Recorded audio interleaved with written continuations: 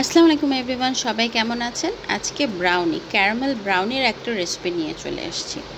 দেখেন তো দেখতে কেমন লাগছে, খুব টেম্পটিং না? যেমন দেখতে টেম্পটিং লাগছে, আসলেই খেতে মজা হয়েছে। তো চলেন রেডি করে ফেলি একসাথে।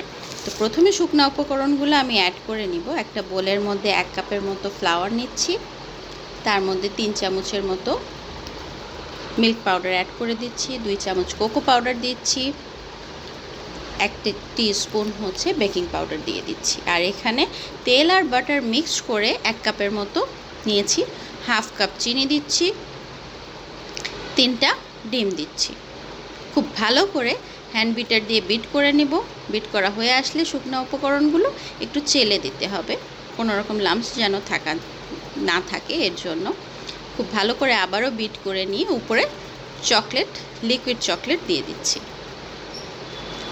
একটা মোল্ড নিয়ে সেটার মধ্যে জাস্ট ঢেলে দিচ্ছি। আর ওভেনটা অবশ্যই 10 মিনিট প্রিহিটে রেখেছিলাম, আর এটা বেক করতে 30 থেকে 40 মিনিটের মতো টাইম লাগবে।